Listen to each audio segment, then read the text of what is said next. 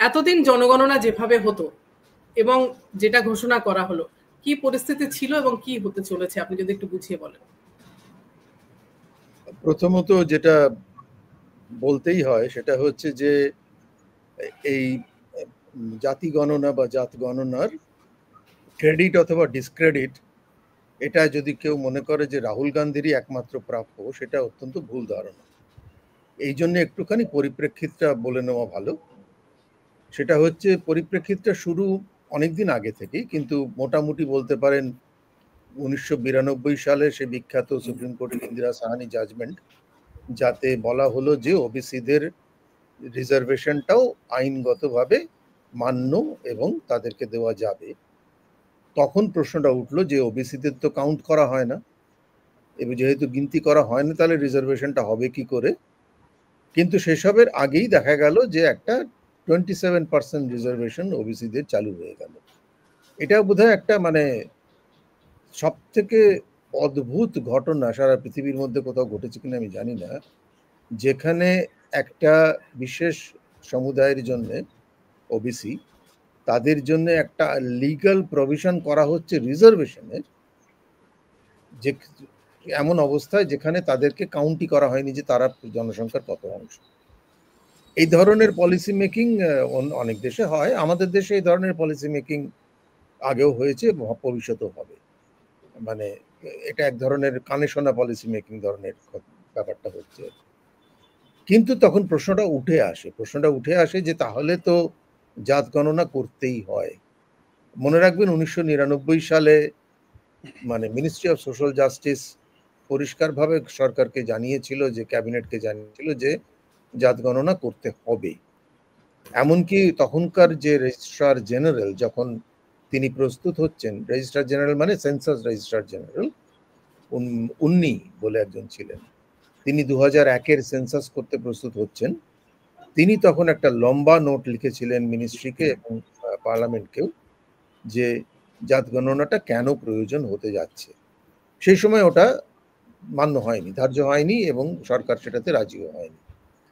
কিছুদিন বাদে আবার 2010 সালে, মনে থাকবে আপনাদের, যে 2010 সালেতে লোকসভা দুদিন ধরে জাত গণনা নিয়ে আলোচনা করেছিল এবং একটা প্রায় কনসেনসাস, মানে ইউনিফর্ম কনসেনসাস তৈরি হয়েছিল যে জাত গণনা করতে হবে এখানে। এবং সেখানে কিন্তু বিজেপির পক্ষ থেকেও যারা ছিলেন সেই লোকসভাতে, যারা আর্গু করেছিলেন, তারাও কিন্তু তাতে সহমত হয়েছিলেন। 2010-এর পরের থেকে দেখা একাধিকবার বিভিন্ন ধরনের কমিশন, ব্যাকওয়ার্ড ক্লাসেস কমিশন বলুন, সোশ্যাল জাস্টিস মিনিস্ট্রি বলুন, এরা বিভিন্ন সময়তে খবর নোট তৈরি করেছে এবং রেকমেন্ডেশন করেছে যে জাত গণনা করার দরকার আছে। এমনকি 2018-তেও সেই প্রসঙ্গ উঠেছে লোকসভাতে দাঁড়িয়ে। বোধহয় তখন হোম মিনিস্টার ছিলেন বোধহয় রাজনাথ সিং, মনে হচ্ছে আমার, উনি অ্যাসুরেন্স দিয়েছিলেন যে হ্যাঁ জাত গণনা করতে। উনি জাত গণনা বলেননি, উনি বলেছিলেন ওবিসি সেন্সাস করতে হবে। কাজে এটা রাহুল গান্ধীর নামে আজকে ব্যাপারটা চলছে এবং কেউ ক্রেডিট দিচ্ছেন, কেউ ডিসক্রেডিট দিচ্ছেন, সেটাতে আমি যাচ্ছি না, বিষয়টা অনেক দিনের পুরনো। এখানে যেটা বিশেষ করে বলার দরকার সেটা হচ্ছে দুটো জিনিস। একটা হচ্ছে যে ভারতবর্ষের যে অ্যাফার্মেটিভ অ্যাকশন পলিসি আছে, যে অ্যাফার্মেটিভ অ্যাকশন পলিসিটা সারা বিশ্বে প্রশংসিত, এ বিষয়ে কিন্তু কোনো সন্দেহ নেই, যেটাকে আমরা খুব সহজ কথা রিজার্ভেশন বলে থাকি, এবং সেটা এসসি এসটি রিজার্ভেশনের কথাটাই আছে। প্রশ্নটা হচ্ছে যে আমরা যদি নীতির কথা ভাবি এবং সেই নীতিতে যদি সামাজিক ন্যায়ের কথা ভাবি, তাহলে সেই পরিপ্রেক্ষিতে জাতি গণনার প্রয়োজন হচ্ছে কিনা বা প্রয়োজন আছে কিনা সেই প্রশ্নটা এসে যায়। তারপরে প্রশ্ন উঠবে যে জাতি গণনা করা যায় কিনা, কিভাবে করা হবে ইত্যাদি ইত্যাদি। এখানে তো প্রশ্নটা খুব পরিষ্কার যে সত্যি সত্যি যদি আমরা অ্যাফার্মেটিভ অ্যাকশনের কথা বলি, যদি সামাজিক ন্যায়ের কথা বলি, তাহলে যারা যে ধরনের সমুদায়গুলি, যে ধরনের সমষ্টিগুলি, যে ধরনের জাতিগুলি বা শাখা জাতিগুলি বিভিন্নভাবে সামাজিকভাবে মার্জিনালাইজড, ডিসক্রিমিনেটেড এবং বিভিন্নভাবে তারা পিছিয়ে পড়েছেন, তাদেরকে আলাদা করে চিহ্নিত করে রাষ্ট্রের নীতির সঙ্গে যুক্ত করা তাদের দরকার হবে, এই বিষয়ে কোনো সন্দেহ নেই। কাজেই নীতির দিক থেকে যদি ভাবা যায়, রাজনীতির দিক থেকে নয়, নীতির দিক থেকে যদি ভাবা যায়, সেক্ষেত্রে জাতি গণনার প্রয়োজনটা অস্বীকার কেউ করবেন না। এখানে যেটা আরেকটু বলা প্রয়োজন সেটা হচ্ছে যে নানা ধরনের গল্প তো চলতে থাকে আমাদের দেশের।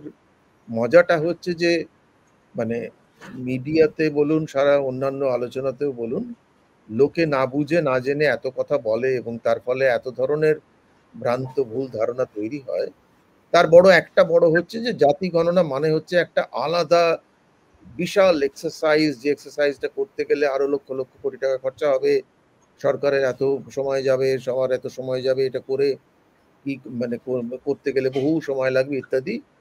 বিষয়টা আদৌ তা নয়।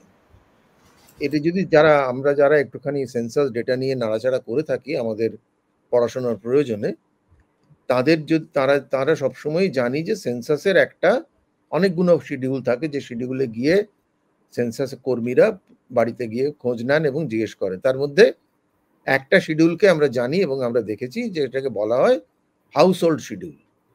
এই হাউস হোল্ড শিডিউলে আজ ৭৫ বছর ধরে, মানে সোজা কথা স্বাধীনতার পর থেকে এবং স্বাধীনতার আগে থেকেও, হয়তো স্বাধীনতার পরটাই আমি খুব বেশি করে জানি, সেখানে কিন্তু পরিষ্কারভাবে এসসি এসটিদের তথ্যটা নেওয়া হচ্ছে। এখানে একটা কলম আছে ৮-এর এ, সেই কলমে জিজ্ঞেস করা হয় আপনি কি এসসি?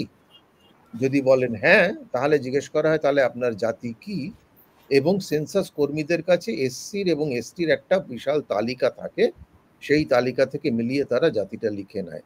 একই জিনিস কিন্তু এসটির ক্ষেত্রেও হয়। যেটা হয় না সেটা হচ্ছে যে আপনি যদি বলেন যে আমি এসসিও নই এসটিও নই, তাহলে একটাই ক্যাটেগরি আছে, সেটা ওইখানে লিখে নেওয়া হয় আমি জেনারেল। এবারে এই জেনারেলের মধ্যে উচ্চ বর্ণ উচ্চ জাতিরাও পড়েন, জেনারেলের মধ্যে ওবিসিরাও পড়েন। কাজে এখন যদি জাতি গণনা করতে হয়, তাহলে ওইটার পাশে আরেকটা কলম জুড়তে হবে। মানে এটা হাউস হোল্ড শিডিউলে শুধুমাত্র একটা কলম জুড়ে বলতে হবে যে আমি যদি জেনারেল হই তাহলেও জিজ্ঞেস করতে হবে আমার জাতিটা কি। এখানে একটা জটিলতা আছে, সেই জটিলতাটা হচ্ছে যে যখন কেউ বলবে যে আমি ওবিসি এবং আমার জাতি নাম এই, ধরা যাক যাদব বা কিছু, মানে এসসি এসটিদের যেমন একটা প্রি সেট তালিকা অলরেডি আছে, সেই তালিকা দেখে বসিয়ে দেওয়া যায়, এক্ষেত্রে কিন্তু ওরকম কোনো তালিকা নেই। ফলে যেটা মানুষ বলবেন সেটাকেই ওখানে রেকর্ড করতে হবে এবং তারপরে ফিরে এসে আরো অনেক কিছু গবেষণা করে ওই তালিকাটাকে ফাইনাল করতে হবে, যেটাতে কিন্তু ২-৩ বছর ৩-৪ বছর লাগবে। সেটা খুব বড় বিষয় নয়। মানে সেন্সাসের আমরা তো মানে বহু সেন্সাস দেখে এসেছি, যেখানে সেন্সাসের প্রথম কিছু ডেটা ৬ মাস বাদে আসে, সেন্সাসের কিছু ডেটা ১ বছর ২ বছর বাদে আসে, প্রায় ৫ বছর বাদেও কিছু তথ্য সেন্সাস থেকে বেরোয়। কাজেই সেন্সাসের ডেটা যে প্রতিদিনই বেরোয় এরকম ব্যাপারটা নয়। কাজেই এই মানে জাতি গণনা করাটা যে খুব কঠিন বলে যেটা মনে করা হচ্ছে, যে সেটা নয়, আদৌ সেটার কোনো সমস্যা বলে আমি মনে করি না।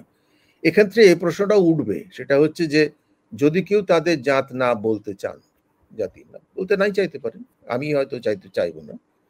এক্ষেত্রে আমি একটু তথ্য দিই। তথ্যটা হচ্ছে যে কর্ণাটকের যে সোশিও ইকোনমিক সেন্সাস হয়েছে, socio economic and educational census, সেটাকে ওরা এসইএস বলছে, হ্যাঁ, এসইসি বলা উচিত, এসইএস বলছে, যাই হোক। সেই সেন্সাসের যে তথ্যটা, যখন ওটা তো হয়েছিল ২০১৭, তারপরে তো ৫ বছর না ৬ বছর ওটা বাক্সবন্দি ছিল, প্রকাশ করেনি, এবং কংগ্রেস গভর্নমেন্ট আসার পরেও কিন্তু সেটা প্রকাশ করা হয়নি। ক্রমশ কিছুদিন আগে সেটা প্রকাশিত হয়েছে।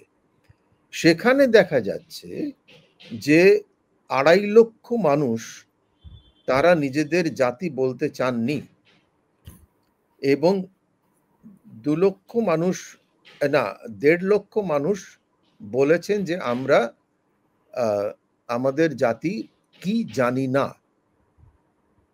এবং আমরা আরেকটা ক্যাটাগরির মানুষ তারাও বলেছেন যে আমাদের জাতি আমরা পরিষ্কারভাবে জানা নেই। মানে সেটা যে সংখ্যাটা সব মিলিয়ে বেরোচ্ছে সেটা প্রায় ৬ লক্ষ মতো সংখ্যা, যেটা কর্ণাটকের মানে জনসংখ্যা 1%।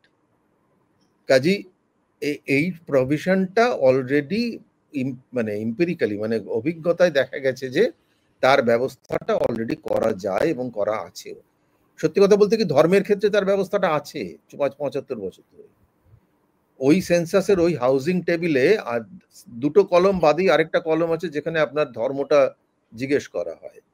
এবং সেই ধর্মের জায়গাতে আপনি যদি সেন্সাসের টেবিলগুলো দেখেন দেখবেন যে প্রতি সেন্সাসেই কয়েক হাজার, মানে খুব বেশি নয়, ৫০-৬০ হাজার কি ৭০ হাজার এরকম ধরনের মানুষ বলেছেন যে আমাদের ধর্ম আইদার আমাদের জানা নেই, অথবা আমরা ধর্ম বলবো না, অথবা আমরা ধর্মে বিশ্বাস করি না, অথবা আমরা অ্যাগনস্টিক ইত্যাদি ইত্যাদি।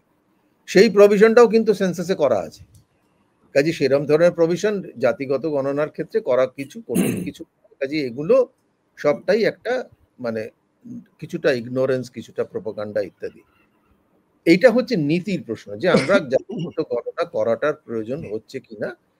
এখন যেটা মানে এবং নীতিগত প্রশ্নে আমার অন্তত নিজের মনে হয়েছে যে আমাকে যদি কোনোভাবে কোনো ধরনের মানে সমাজের মধ্যে যে গভীর ইনইকুয়ালিটি আছে, গভীর অসাম্য আছে, আর্থিক অসাম্যর কথা তো আমরা বেশি বলে থাকি, কিন্তু আমাদের দেশে সামাজিক অসাম্য, জাতিগত অসাম্য কোনো সংখ্যায় কোনো অংশে কম নয়, কিছু কিছু ক্ষেত্রে আর্থিক অসাম্যের থেকেও বেশি।